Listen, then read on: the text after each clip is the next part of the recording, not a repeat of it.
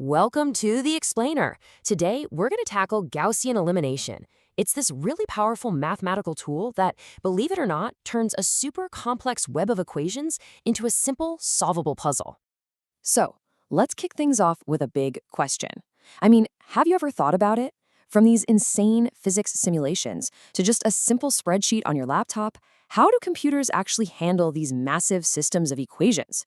We're talking thousands, maybe even millions of variables all at the same time. Well, the secret is this absolutely brilliant and super systematic algorithm. And the whole thing starts by just reframing the problem. You got to stop thinking about it as messy algebra. Instead, picture it like a game board. That's what we're doing. And in math, we call this game board an augmented matrix. All right, let's get into it. To solve this puzzle, you don't need a bunch of complicated formulas. Nope, you only need to master 3 simple, illegal moves. We call them elementary row operations. And that's it. These 3 moves are your entire toolkit. Seriously, you can swap 2 rows, you can scale a row by multiplying it with a number, and you can replace a row by adding a bit of another row to it. Just those 3 moves. That's all you need to solve any system of linear equations. Pretty cool, right? Okay, so how do we know when we've actually won the game? When is the puzzle solved? Well, like any good puzzle, there's a really clear finish line. We're aiming for this very specific pattern. It kind of looks like a staircase. Now, this goal state has an official name, row-echelon form, and the rules are actually pretty simple. Rule 1, any rows that are all zeros, just shove them to the bottom. Rule 2, each leading number, we call it a pivot, has to be to the right of the pivot in the row right above it. And finally, rule 3, everything underneath a pivot has got to be a 0. And here it is. This is what that goal looks like in its final form. You can totally see that staircase pattern made by the leading ones, right? That structure creates this perfect triangle of zeros in the bottom left, and that is the key. It makes the whole system incredibly easy to solve, starting from the bottom and working your way up. Okay, theory is great, but let's see this thing in action. We're going to take a simple system and use our 3 moves to march it step by step toward that staircase goal. So here's our starting puzzle, a little 2x2 system. Job number 1, we need to get a 1 in that top left spot. That's going to be the first step of our staircase, our very first pivot. Now, we could just divide that whole top row by 2, but there's a much easier way.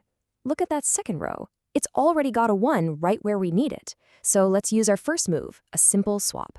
We're just going to flip those 2 rows. Easy. Perfect. Our first pivot is locked in. So what's next? We got to create a 0 right below it. For this, we'll use our replace move. What we're going to do is replace the second row with a new version of itself. We'll take the original second row and subtract 2 times the first row from it. And poof! That cancels out the 2 at the bottom. And just like that, we're 1 step closer to our goal. But here's something really cool. This whole process isn't just for finding answers. It's also amazing at telling you when an answer just doesn't exist. So let's look at a different kind of puzzle now, one that has a hidden contradiction baked right in.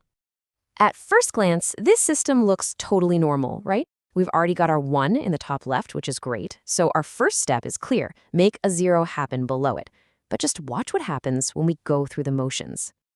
Okay, after just 1 single replacement step, look at that. That bottom row turns into something really weird.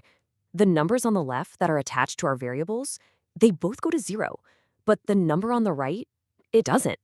So think about what that bottom row is actually saying. If we translate it back into an equation, it's saying 0 times x plus 0 times y equals -2, which just means 0 equals -2. And that is just mathematically impossible. It makes no sense. So when the puzzle spits out a row like this, a total contradiction, that's the algorithm's way of screaming at you that the puzzle itself is broken. The original system of equations was what we call inconsistent, and that just means there is no solution, none. Okay, as you start doing these yourself, there are a few common traps you gotta watch out for. The number 1 mistake? Forgetting to apply your move to the entire row, including that number all the way on the other side of the line.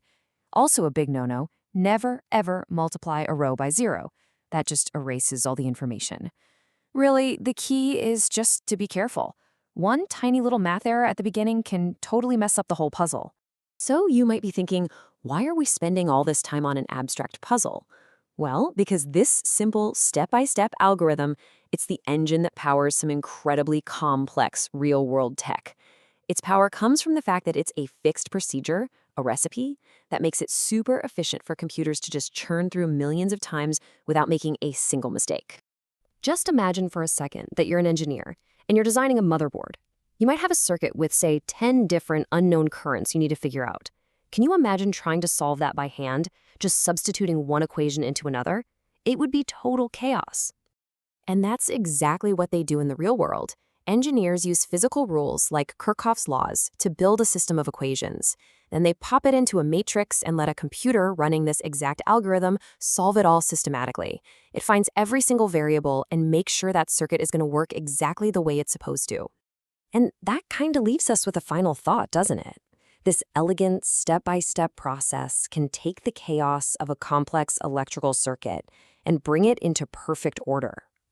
So it makes you wonder, what other seemingly chaotic problems out there in the world are really just systems, waiting for us to find the right, simple steps to solve them?